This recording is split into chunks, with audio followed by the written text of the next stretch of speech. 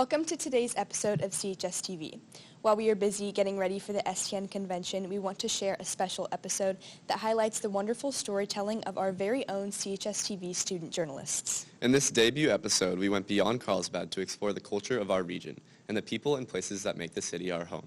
Sounds like it's going to be a great show. Let's get it started. I'm Channing Headley. And I'm Micah Carlson. And CHSTV starts right now.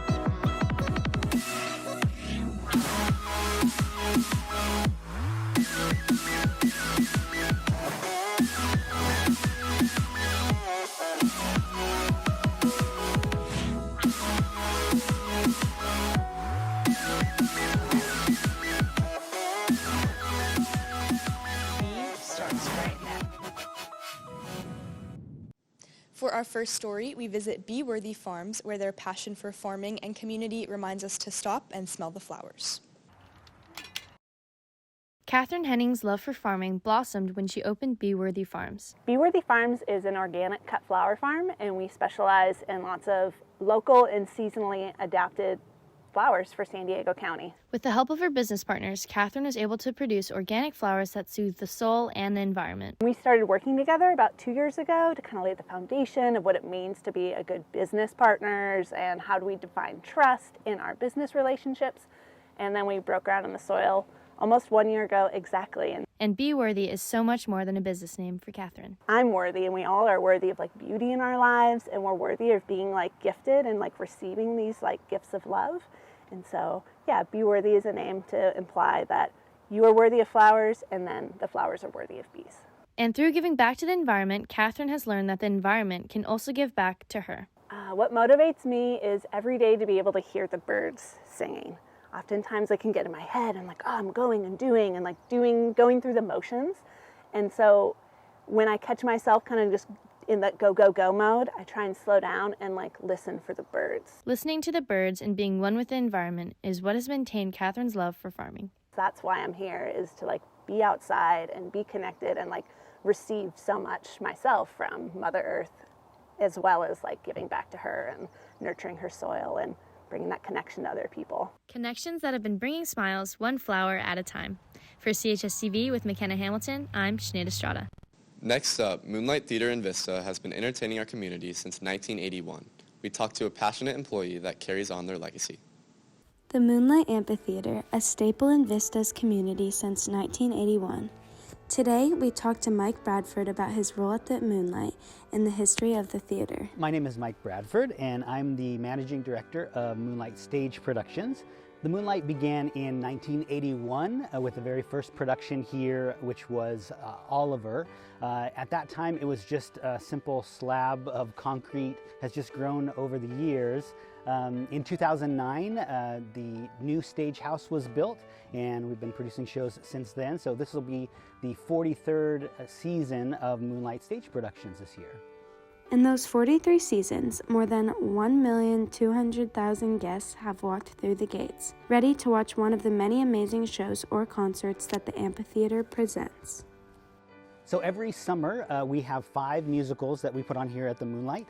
And in addition to that, we have something called Spring Fest, which are 4 concerts that happen in March and April. We also have a Summer Jam concert series, which are 7 concerts that happen in the months of June and July. Mike takes us backstage on a tour of the rooms where the magic happens offstage. These are many of the costumes that we use for our productions and some of the things that we have had created and then kept.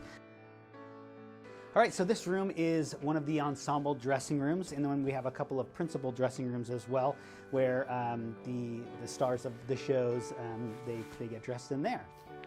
In his years working at Moonlight, Mike has learned some tips and tricks for success. He shared them with us.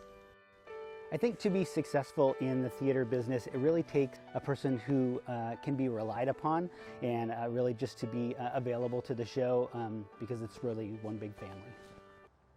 Mike's time and hard work he has put into the Moonlight Theater has helped it to become the community staple that it is today. With the theater's many features and shows, it is a place anyone can come to learn more about a theater or even just enjoy a good show.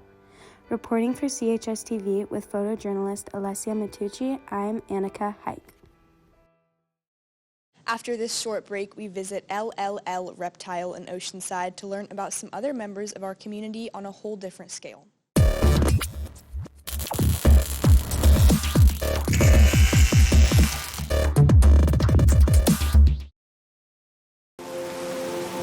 Many people ask me, what keeps me going? More often, they ask me, why do you never stop?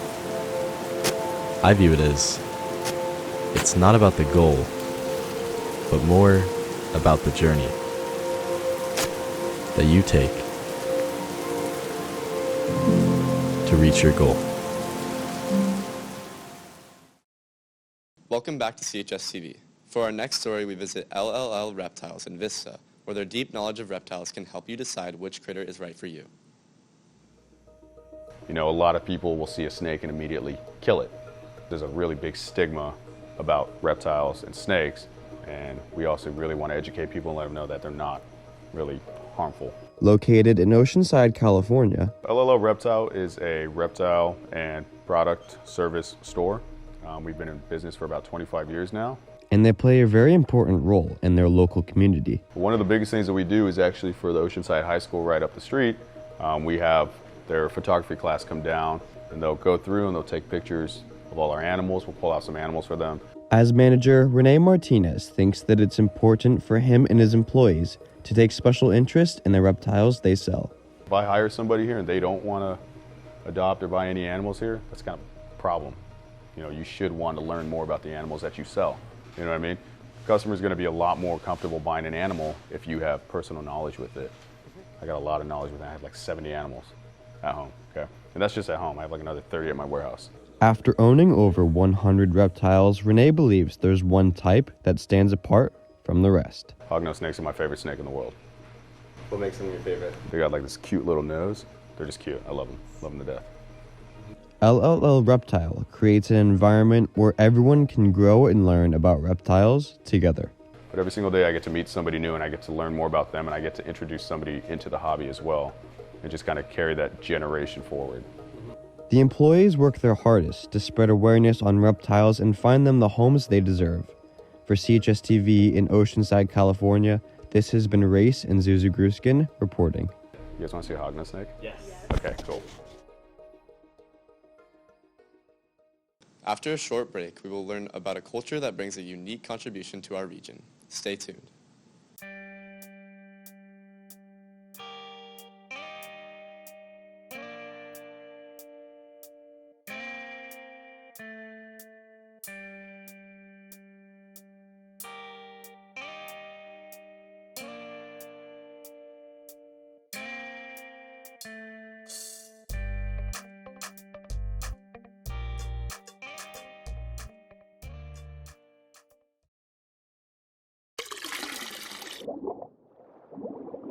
In our next story, we learn more about the immeasurable contribution of the Polynesian culture on the San Diego region. The culture of the Polynesian islands have a variety of unique aspects which make them very special to our world today. For Ricky Liufau, she has grown a love and passion to prolong, share, and teach these Polynesian traditions. My name is Ricky Liufau. I am a Senior Director of Nonosina Polynesian Dance Studio.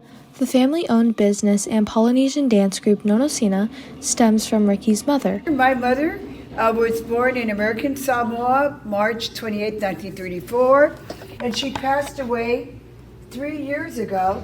So we keep her memory alive by showcasing the pictures, photos. Ricky has been learning and perpetuating the Polynesian culture since a young age, which has made her grow a love and passion for keeping traditions alive. I love to share my culture of my ancestors, for it was taught to me at a young age. And in order for me to keep our traditions alive, I teach the next generation. And due to the fact that the Polynesian dance group is based in Anaheim, California, traveling back to the motherland is one of the responsibilities they have. Every year we go to Tahiti, we compete, and we also partake in cultural workshops with groups from Tahiti, such as a very famous group called Aratoa, and it keeps us current on Tahiti today. And one last thing Ricky would like others to know about the Polynesian culture is It's not only our culture, it's a living culture. reporting for CHS-TV with editor Brianna Ringwalski, I'm Ivana Moy. For our last story, we learn about a powerful force that brings our community together.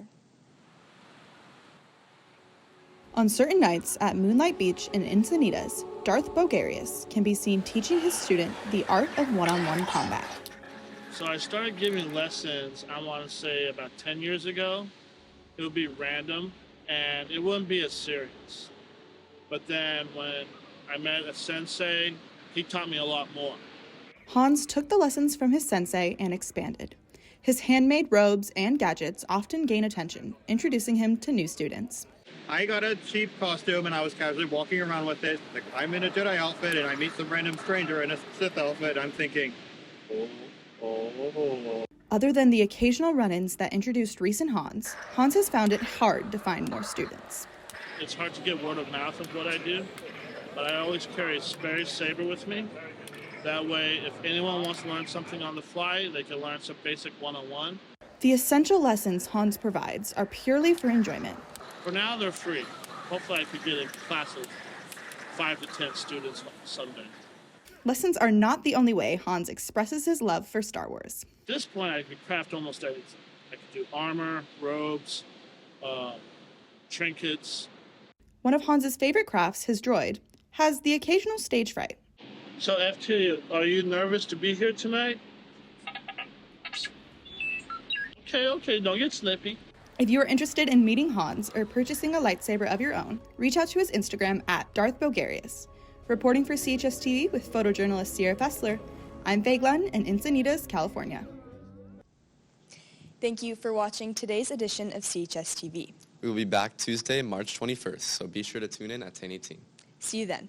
Bye. Bye.